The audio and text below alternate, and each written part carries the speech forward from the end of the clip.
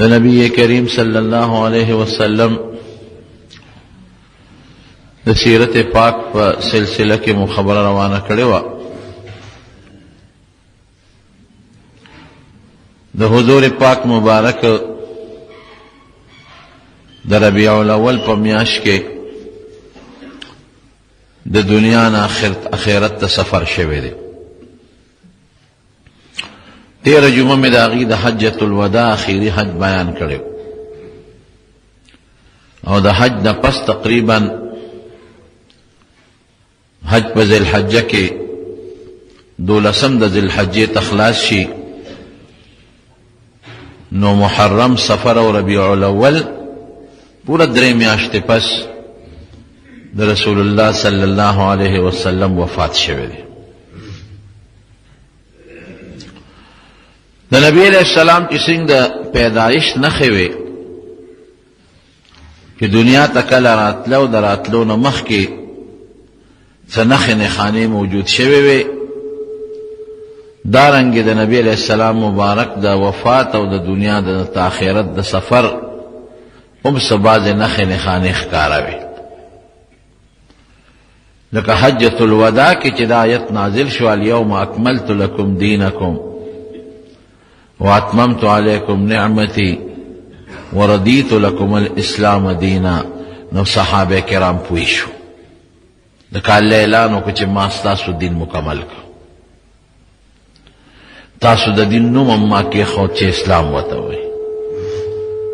او زما چې کوم لوی احسان و په تاسو د قرآن د نازلولو په سلسله کې او د دین او د اسلام د کاملولو په سلسله کې هغه احسان مې پوره کړ،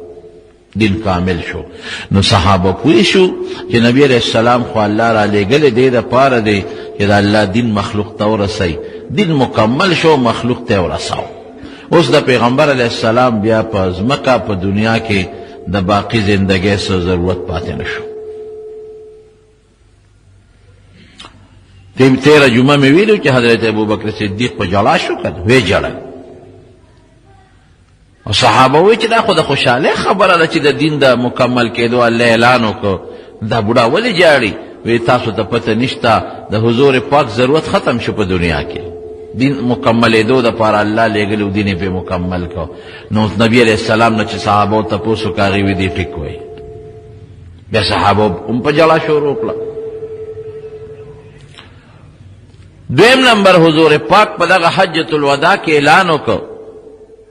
خذوا عنی مناسککم، ما نه د حج طریقې ور زده کې، حج ګران عمل دی. لعلی لا احج بعد عامی هذا، ممکن ده چې زه د دې کال نه پس بل حج ونکم. او دا یې هم وفرمایل وی ماله د الله قاصد راغی، نه ممکن ده چې ماله د خدای د طرف نه قاصد راشي، استاذ راشي او ما الله له غواړي. او دا آیت ذکر کا چې رب العالمین قرآن شریف کې فرمائی چې انک میت و انہم میتون افئن مت فهم الخالدون وما کان لبشر من قبلک الخلد، چې ستانه مخکې یو بندله ما همیشه ژوند نه دی ورکړی. افئن مت فهم الخالدون، نو د دنیا دا سفر اخرت ته به تم کې او چې ته د دنیا نه رخصت شي نو دا نور خلک به جمدي پاتې شي. د دې نه دا صریحه خبره ده، ښکاره خبره ده. صحابه پوه شو او دا صورت هم نازل شوی چې قرآن شریف کې اذا جاء نصر الله والفتح ورأيت الناس يدخلون في دين الله افواجا فسبح بحمد ربك واستغفره انه كان توابا. الله دا صورت نازل کا چې دا الله مدد برازي، چې کله دا الله مدد راغی او فتوحات شو خصوصا مکه فتح شي، خلق بدل ډلې دین ته راځي، بس هغې نه پس د الله تسبیحات وایا او د الله بخنه د الله نه غواړه. نو دې نه پس نبی علیہ السلام به تسبیحات ډېر وی، سبحانک سبحانک ربنا وبحمدك سبحان الله وبحمده استغفرك واتوب الیک. دا به نبی علیہ السلام د استغفار او توبه او تسبیحات او حمد الله تعالی دا به په زیات مقدار کې وي. بیا نبی کریم صلی الله علیه وسلم په نورو کلونو کې با لس شپې اعتکاف کو په رمضان کې او په اخیری کال کې شل شپې اعتکاف وکړو. او حضور پاک او فرمایل چې په نورو رمضانونو کې با جبرئیل علیہ السلام راتاو ما ته به قرآن دور کو کما حصہ د قرآن شریف کې به نازله وه ابه را سره دور کو ما ته به اوروله. نبی علیہ السلام به یو ځل اوروله یو ځل به جبرئیل علیہ السلام اورول لکه دا قرآن چې څوک یاد کې خپل استاد سره بیا دور کوي چې یاد پاتې شي. وی اخیری رمضان کې جبرئیل علیہ السلام 2 ځله ما ته قرآن واورو. او بی بی فاطمه ته وی ممکن ده چې زما اجل نږدې دی. احد شهدا ول اتکاله پس نبی علیہ السلام لاړ او باقاعده جنازه په وکړه. بخاری شریف کې راځي لکه څنګه چې سړی په مړي جنازه کې وبقه جنازه په وکړه او بیا منبر ته وخته ټول صحابه کرامو ته اعلان وکړ. ټول اعلان وکړ وې دستاسو نه مخ کې روانه ما انی فرط لکم ستاسو د پاره مخ کې تلون کې ستاسو د فائدې د پاره او ما تخپل حوض کوثر دې نه ښکاری زوینم حوض کوثر ستاسو نه زمخ کې روانم او زه پتا سو په دې نه یریږم چې تاسو په کفر او شرک کې مبتلا شئ. په دې در باندې یریږم چې تاسو به د دنیا په مالونو دولتونو کې یو بل سره سیاله وکړي مال به زیات شي. دا نه خوا بقی مقبره ته لاړ نبی کریم صلی الله علیه وسلم. اول تکې د بقی قبرستان کې چې څومره مردگانو د هغې دپاره ډېر عاجزانه طور سره او دردمندۍ سره دعاګانې وکړلې. ویې ژړل هغې له دعاګانې وکړې. د بقی د مقبره کې تقریبا کم او بیش اوس دې حضور پاک زمانه کې مو هغې نه پس هم پکې دفن دي 10,000 پورې صحابه کرام دې کې دفن دي. هغه وخت پورې هم پکې ډېر صحابه کرام دفن شوي وو. د هغې د وفات نه پس پکې ډېر دفن شو. نو بهر کې هغې لم لاړل. دکه یو سړی صحابه وی یو سړی چې جمدو نه رخصت اخلي داسې حضور پاک د احد شهداو له لاړ د بقی مقبرې ته. و چې د بقی مقبرې نه واپس راته د زبرګې میاشت د رجب دا سفر میاشت وه مونږ ورته د چورې میاشت تاسو وایې د دې اخري چهارشنبه وه. نبی کریم صلی الله علیه وسلم بیماری شروع شو په سر یې درد. عائشہ صدیقہ فرمائی چرالا وی وارأسا عائشہ په سر درد. عائشہ ته مخ کې وی وارأسا سر می خوږیږي. اون پښتانوي سر می مات. نبی علیہ السلام مبارک او فرمایل بل وانا وارأسا بل انا وانا وارأسا عائشہ زما سر خوږیږي زما په سر درد دی.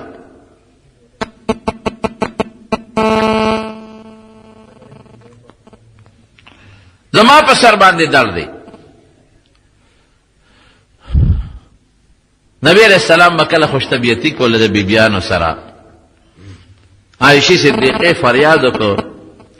نو حضور پاک ورته فرمایل عائشہ ته ولې یریږي که سرخوږی دې زیات شو ته مړه شوې نو ته خو بختوره خوش قسمته جنازه به در باندې وکړم دفن به دې کوم دعا بدله وغواړم. نو عائشہ صدیقہ متاغ خپل ناس کوي ښځه په خاوندانو باندې ویوم دمام دا خیال دی چې ته زما په مرګ خوشحاله اکه زه مړه شوم کنه پروا نشته مازدیګر ماښام به یې زما په ځای بله ښځه کړې. حضور پاک ورته مسکی شوې نه عائشې ته به د سرخوږي نه جوړه شي الله به دې جوړه کړي او زما دا بیماري ممکن ده چې ختمه نه شي. یو بیبي د انصارو ناسته وه په دې دوران کې راغلی و یو بچی یې مړ شوی. عائشہ رضی اللہ عنہا وته حضور پاک ته عرض کوي وی صاحب دا بیبي زنانه راغلی د دې بچی مړ شوی دی ډېره دردمنه ده. نبی علیہ السلام او فرمایل د چا چې 3 ماشومان مړ شي نابالغه واړو او دا مور پلار په صبر وکړي نو خدای به جنت ورکړي. او ته وی صاحب که 2 ماشومانی وی که 2 د چا مړ شو مور او پلار په صبر وکړي الله به جنت ورکړي. وی که یو ماشوم دا خځه خو یو مړو یو ماشوم د چا مړ شي نابالغه مور او پلار یې پې صبر وکړي نو الله به دیلم جنت ورکړي. وی صاحب که د چا ماشوم مړ نشي یا ماشومې نی عایشې بیبي خو ماشومان نو حضور پاکو فرمایل وی زما مرګ د ټولو مسلمانانو د پاره صدمه ده او غم دی او زما مرګ باندې صبر چې چا وکړو زما وفات یې ځان ته را مخکې کو صبر یې وکړو دله به م خدای جنت ورکړي. یا موفقه عایشې خلکو لږ ورې داسې تپوسونه کوي چې فایدې خلکو ته رسېږي. دا د حضرت میمونې رضی الله تعالی عنها د نمبر ورځ وه چهارشنبې ورځ ده. رو نبی علیہ السلام سرخوږي خو شته خو داسې خاص بیماری نشته چې بنده په کټ کې وغورځوي. د ګل ورځ ده حضرت عایشې صدیقې رضی الله تعالی عنها خپله د هغې د نمبر ورځ راله نو د پیغمبر علیه السلام بیماری لږه زیاته شوه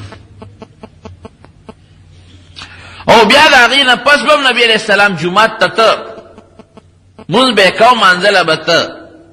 او لګیاو هغه خپل د هر یو ورځ یو شپه د یوې بیبي نمبر و نو هغه خپلې بیبي له به ته د شریعت مطابق باقاعده هغه خپل له به ته خو چې بل ورپسې ګل راغی نو بیا پیغمبر علیه السلام نه شتلی ډېر زیات کمزوری شو. نو د بیبي عایشې صدیقې کوټه کې و نو تپوس یې وکړه بیبیانې ټولې ځان ته راغونډې کړې وې وی نه این انا غدن سار له به زه کم ځیم سار له به کم ځیم داسې تپوس یې نه کو. بیبیانو خو پوه شو چې صاحب تا ته خو خپل سار له نمبر معلوم دی چې د کمې بیبي سره به خو چې تا تپوس کې نو معلومیږي دا چې نور د ګرځېدو نه. هغې وی د الله رسوله چې ستا کم ځای خوښوي هغه ځای یا زمونږ د طرف نه په تاسو پابندي نشته. نو پیغمبر علیه السلام د اخیري اتر ورځې د یو ګل نه تر بل ګله پورې دا د بیبي عایشې صدیقې په کور کې تېرې کړې. هغې کې فایدې وې ډېرې زیاتې. یو خو د عایشې صدیقې مناقب او د هغې فضایل ښکاره دي او بل دا وه چې د هغې د کوټې نه جومات ته کړکۍ وه نو په اسانه پیغمبر علیه السلام جومات ته تلی شو. د بیمارۍ دوران کې یو ځل بیبي فاطمه راله حضور پاک لږ تکلیف زیاتو سختو نو هغې وا کره بابا اوهو د پلار مصیبته ای زما د بابا بیمارۍ. نبی علیہ السلام مبارک ورته وفرمایل وی فاطمه وی ستا په پلار باندې نن نه پس تکلیف نه ښه او ځان ته یې رانږدې کړه نو په دې وخت کې ورته څه پټې خبرې وکړې نو هغه په جلا شوه. نو چې جلا ته یې وکتل ورته نو بیا یې ځان ته رانږدې کړه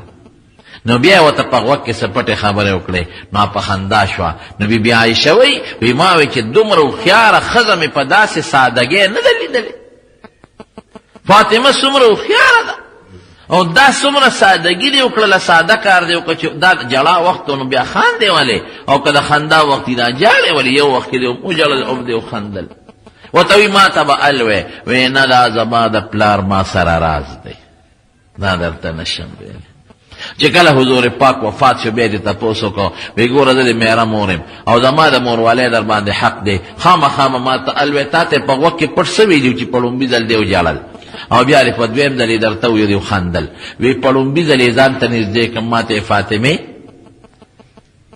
زما په دې بیمارۍ کې به زه وفات کېږم او څه نښې نښانې راته وښولې ما به الله بلی په دې بیماری کې نو د ما د پلار صدمه وه نو ما له جړا راله او مې جړل. وی بیا ځان ته رانږدې کړم وی ما ته وی چې فاطمې مه جاړه زما په اهل و عیال کې د ټولو نه مخکې به ته ما سره ملاوېږې او صبر به کې ګورې فریادونه به نه کې چغې به نه وې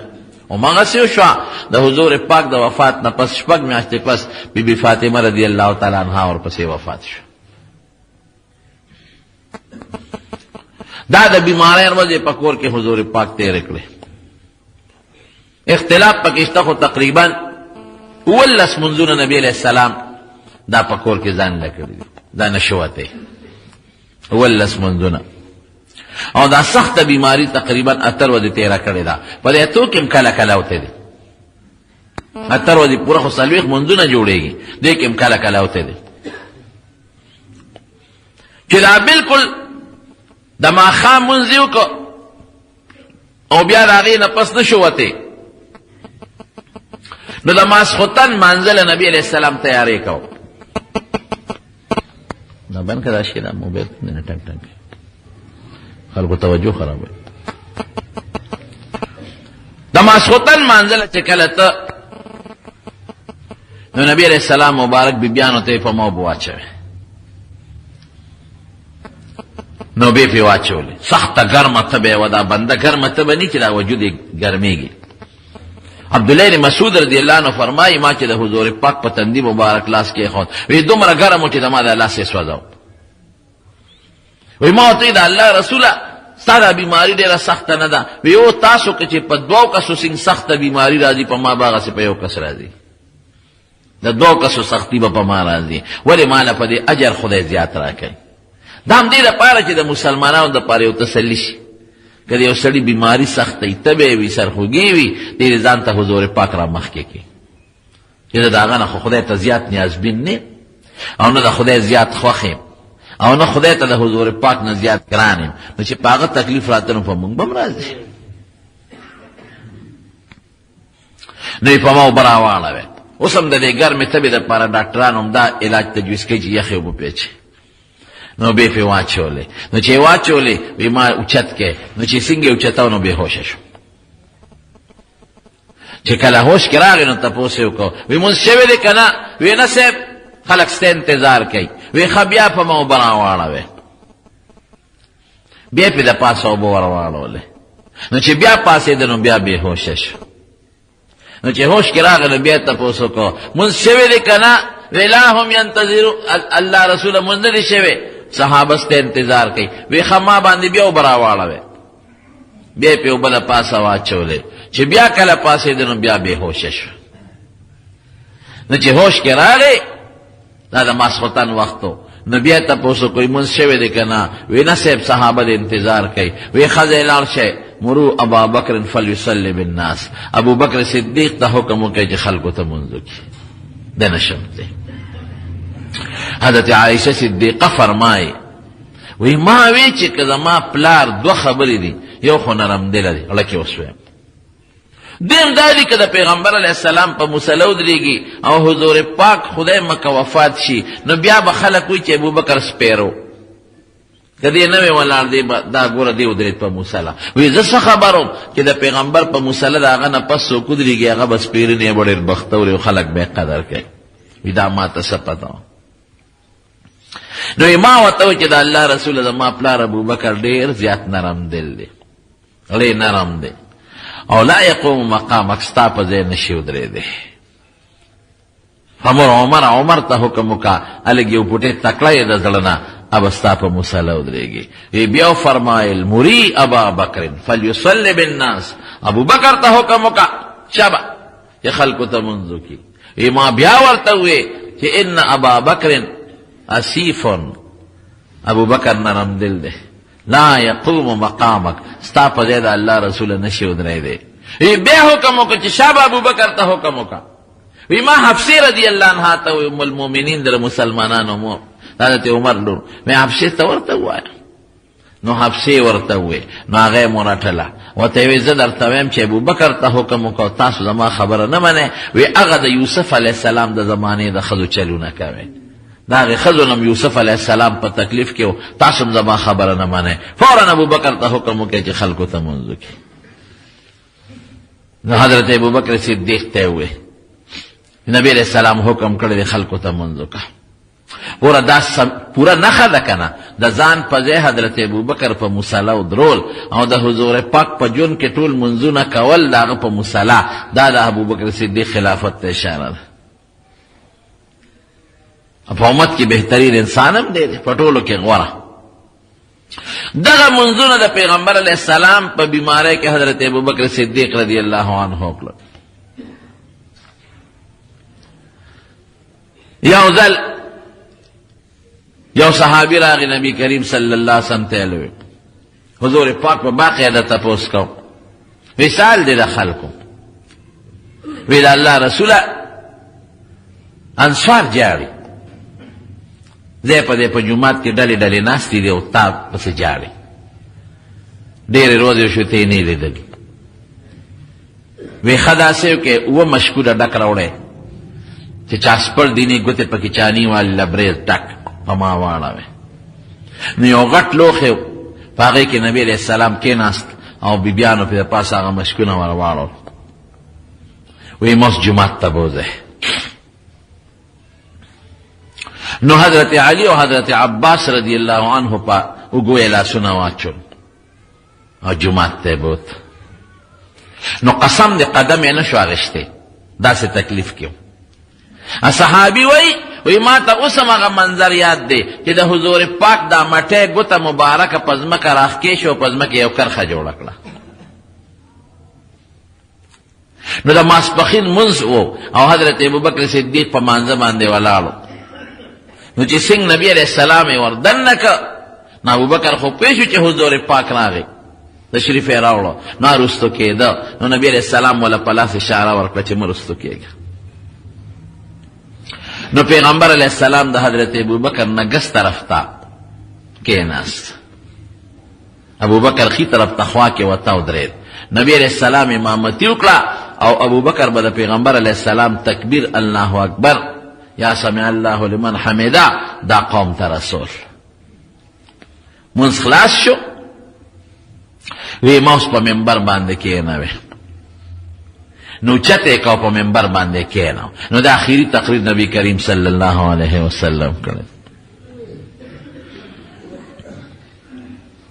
یو سو ضروری خبری پا دے موقع اعلان کرے ریر ناشنا یو خبر خویدہ اعلان کرا ویچ سمر دروازی دی دا جماعت کلکے جماعت تخل کو کلکے کڑی وی دا خپل کورنا پی جماعت تراتلل وی دا طول بند کے سوا دا ابوبکر دا کلکین دا ابوبکر صدیق کلکے بی باقی طول بند کے گوردام دیتے اشارتو چیدی بخلیفی جماعت تبرازینو کلکے دا بکولوی اسم باب السلام تا مخامخ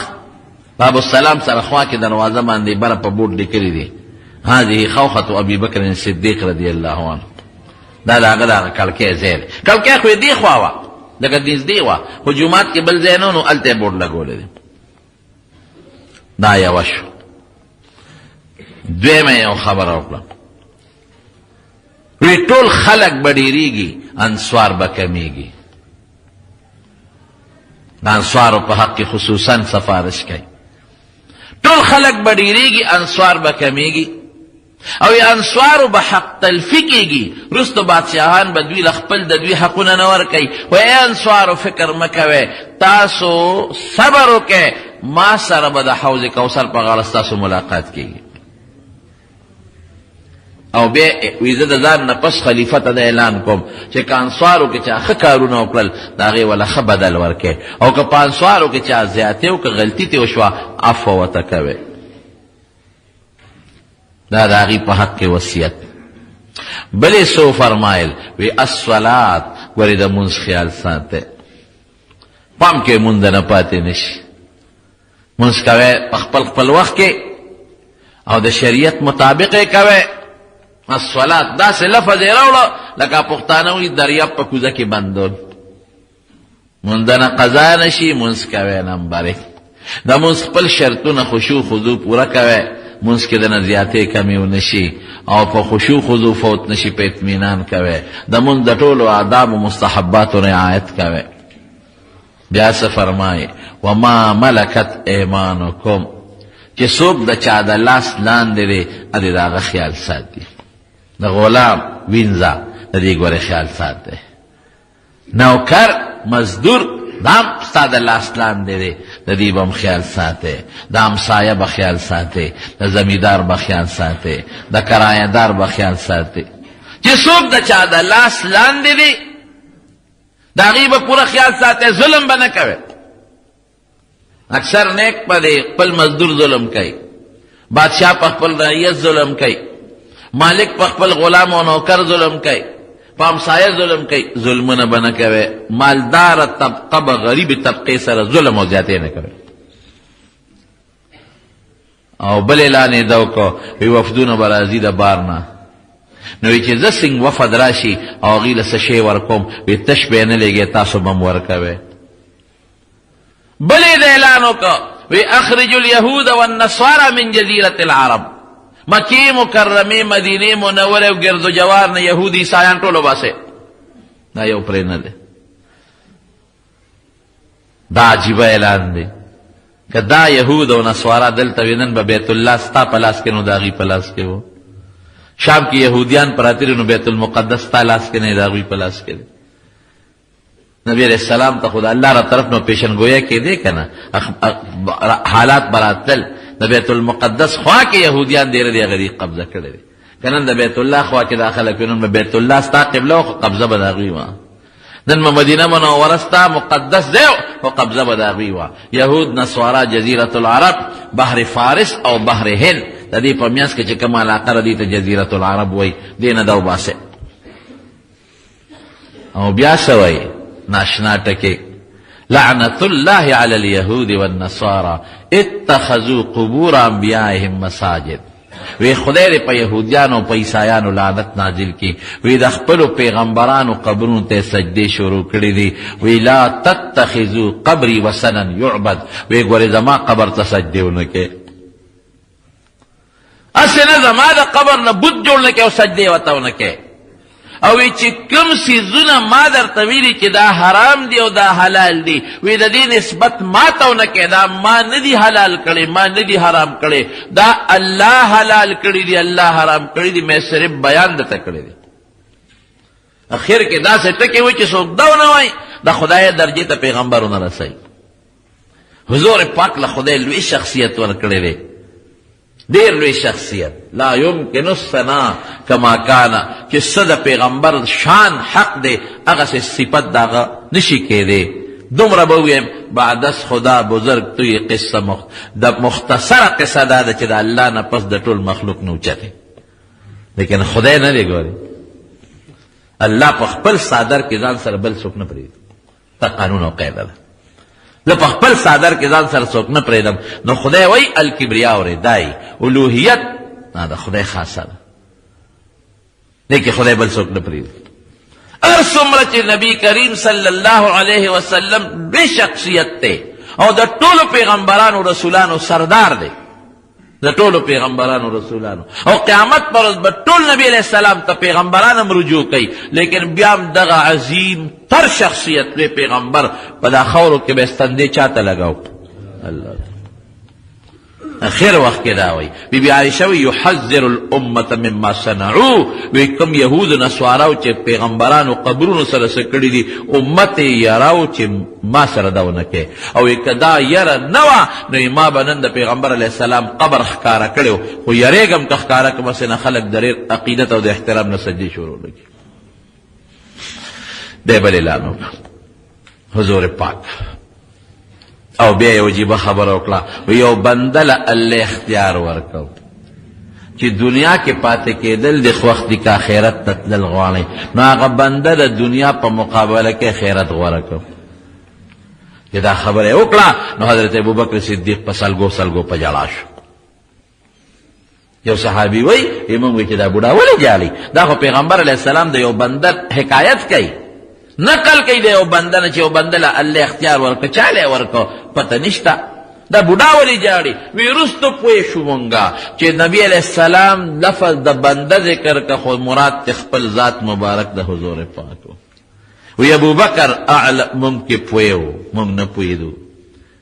نو نبی کریم صلی الله علیه وسلم عجیبه الفاظو سره اعلان وکړه، وی په ما د چا احسان نشته. ګورې که د چا په ما څه احسانات وي نو په دنیا کې ما د هغې بدل ول خلاص کړی،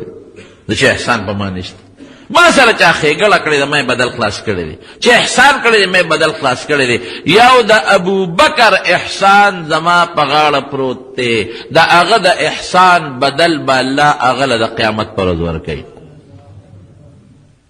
دا عجیبه خبره ده. او بیا فرمایي وی افسوس او ارمان که خلیل هغې دوست ته وایي چې د هغه نه زیاته مینه بل چا سره نه وی، که د الله نه ما سوا بل خلیل نیول جایز وی لاتخذت ابا بکر. صحت به ټیک شو، او کله به طبیعت داسې شو چې د بېهوشۍ کیفیت پر راغی. بی بی عائشہ صدیقہ رضی اللہ تعالی عنہ فرمائی وی چې نبی علیہ السلام بکله بیمار شنو دا قل اعوذ برب الفلق او قل اعوذ برب الناس دا سورتونه به پلاسونو چوف کړل او لاسونه چې به کم ځای ته رسېدل په هغې به راخ کړل. وی په دې بیمارۍ کې داسې وخت راغی چې حضور پاک دا نشو کولی نو ما به دا سورتونه لوستل ما به وی نو ما به وی چې زما د لاس نه خو د حضور پاک لاس ډېر مبارک دی څومره هوښیاره بیبي حالانکه حضور پاک چې وفات کېده دا 1300 کالو ده 1300 کال عمر څومره لګي وی دا سورتونه به موي او د حضور پاک په مبارک لاسو به مې چوف کړل مې چې زما د لاس نه د حضور پاک لاس بهتر دی نو هغه لاس مې د هغه په وجود راخ کړ. دمونه ثابت دي ښه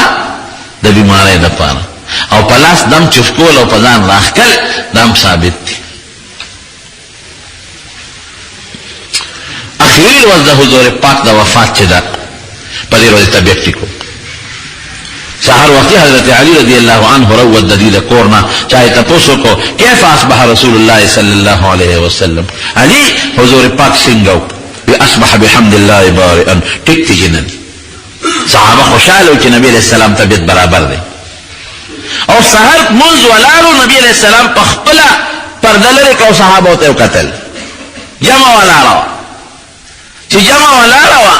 او خلق څنګه نبی علیہ السلام داسې براوتل لکه چې په دې طرف سړی راوځي بالکل دا کلکې مبارکه د کوټې دا د صف لومبي صف نه مخکې وه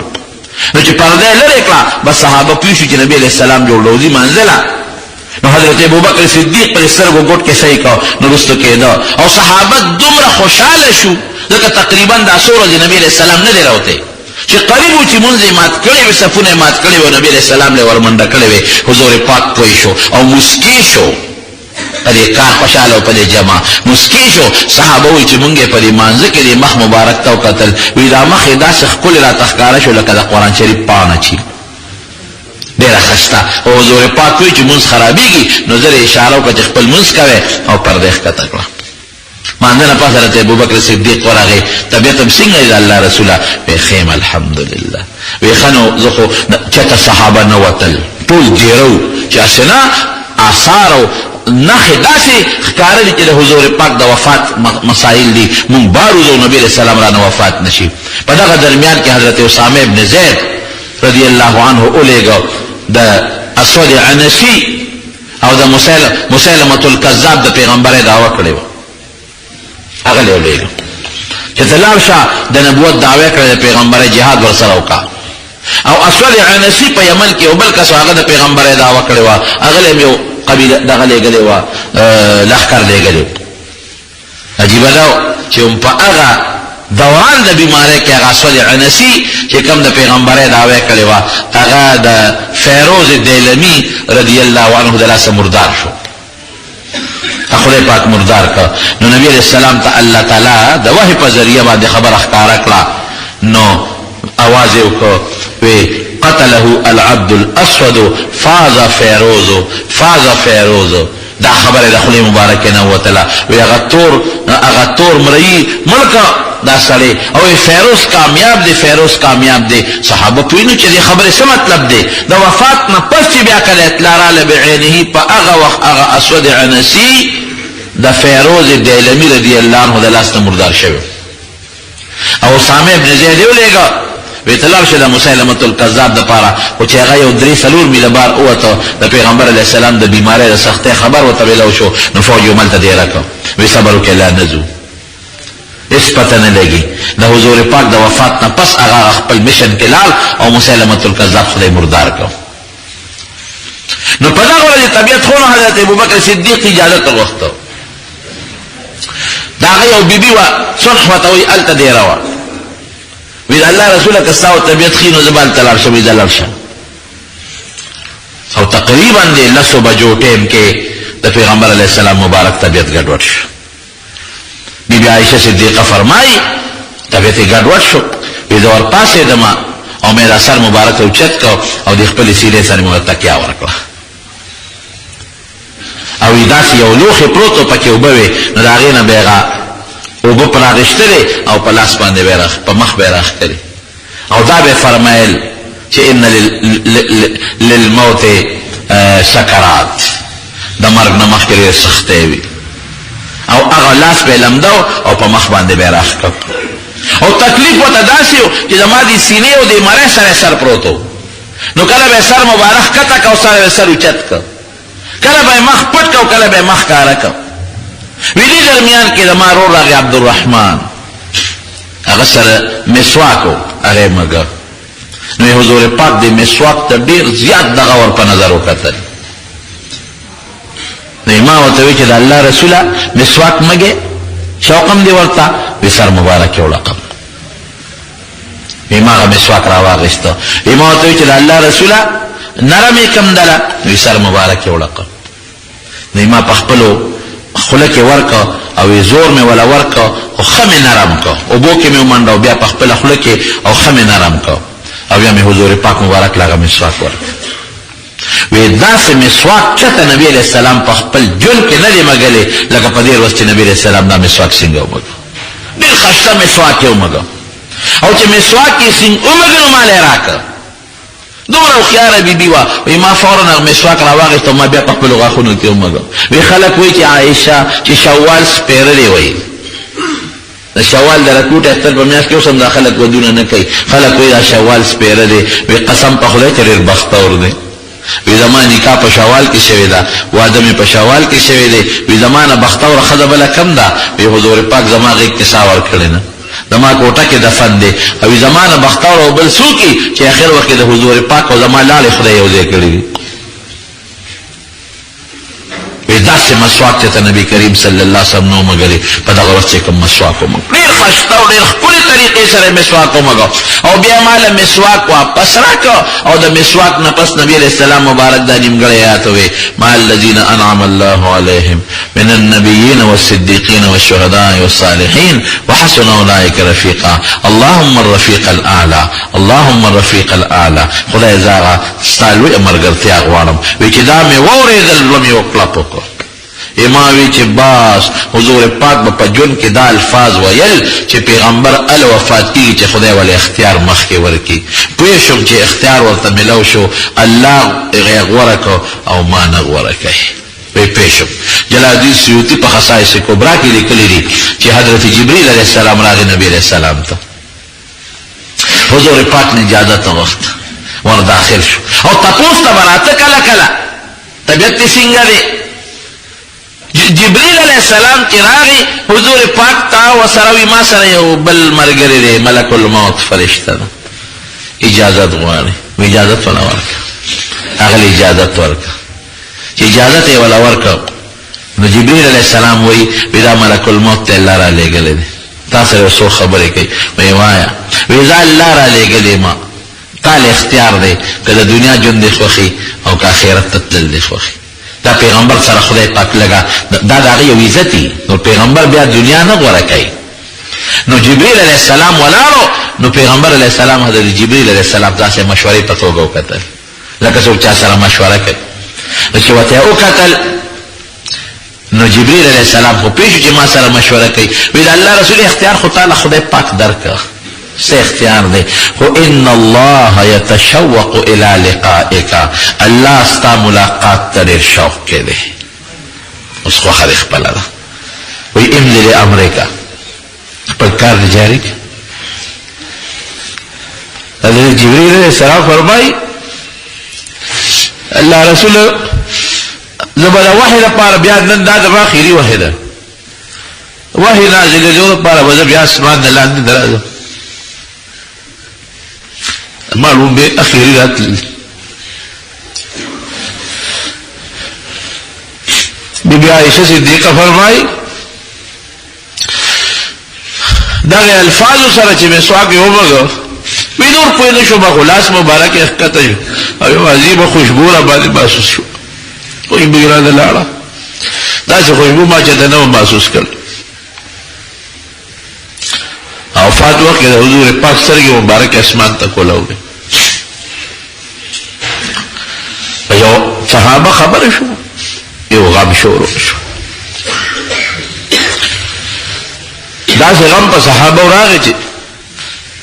حضرت عثمان رضی اللہ عنہ خلیفۃ المسلمین گونگے شو. خبر خلی جنو دی. حضرت علی رضی اللہ عنہ بے ہوش شو. حضرت عمر فاروق رضی اللہ عنہ دماغ کار پر خود تور علاج کے واقعشت اور ممبر نبوی بات دے ادرے تو اعلان یو کا خلق ہوتا خلق ہوئی کہ نبی علیہ السلام وفات شوی دے جو کہ چاله میں ووری دل کہ نبی علیہ السلام وفات تے پدی تور بسر وام تے منافقان ہوئی کہ وفات تے حضور پاک وفات نہ دے اللہ دا ملاقات لتلے دے لکه څنګه چې موسی علیہ السلام کوه تور ته د الله ملاقات ته تلو دغه الله ملاقات ته تللی او راضی با او کوم منافقان چې وایي حضور پاک وفات زما په داتوره به سر وایي باندې ما بالکل کار پرې حضرت ابوبکر صدیق رضی الله عنه چې هغه ته اطلاع ورسېدله هغه الته سنها کیو چهلته اطلاع رسیدله اوهو یو شان په جړه شروع شو تر راتلو پورې د حضرت ابوبکر اوخ کې نه قلاره شوی او صحابه چې ابوبکر مونږ ولې سیده غرار کول کله کټوي په شان او چې جمعه تراغه خلک په جړه تاسو کې څه چل شوی چې ابو عمر سره ټول د لاس کې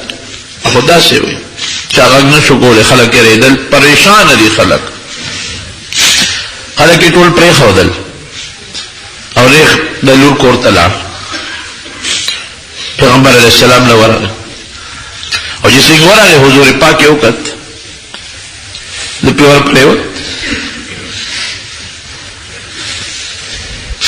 یتب تحیا و میتا یا حبیب یا زما دوستا په جون زخوله وفات کې څخشته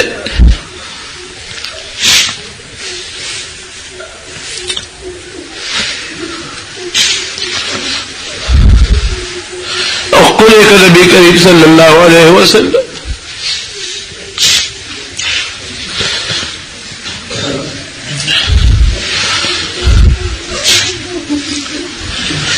باقی واقع بھائی نجومہ کیم دعا کہ اللہ وہ بحال رحم کے نبی کریم صلی اللہ علیہ وسلم سنت و مطابق زندگی نصیب اللہ علیہ جلد اللہ تم جلد تبوت اللہ علیہ حوی کوسر مبارک اللہ علیہ مبارک لاس حوی کوسر وزن نصیب غریبا مبارک دی زبون جند مبارک نصیب کی العالمین الاخیر سنت و مطابق زندگی زبون نصیب کی اقبل پیغمبر پخبل امت خوشحال کی اللہ اقبل پیغمبر پخبل امت خوشحال کی اللہ مکتب دنیا کے نبی کریم صلی اللہ علیہ وسلم دیداروں کے خدایا قبر کے خیرت کے پیغمبر علیہ السلام دیدار نصیب کے اللہ کی کل دین مادم جند عمر نصیب خاتمہ بالایمان کی مریضان اللہ خدا شفا نصیب کی قرضداران و قرضون اخلاص ہمارے دوستان وفات شوی دی نو کہ اللہ تعالی مغفرت نصیب کی نمونگیو دوستے عجی سے بروز خاجی سے داغمو وفات شوی اللہ دی مغفرت نصیب کی نو سمر مردگان وفات کی خدا دی طول و بخیر اور سمر دوستان لری لوزین راغلی منزل اللہ پیو قدم ولا جر ولکی آخر وقت بخلی یا کلمہ نصیب کی لا الہ الا اللہ محمد رسول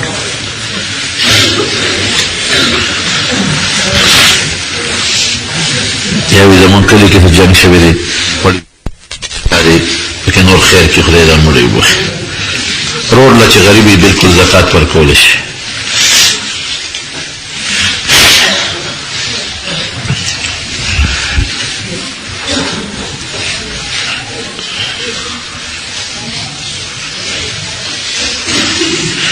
سوپر دی پیو سوال پوین شما سپوکی خوم سپومی که سوال لسمی آخر خوم تخشتا خوم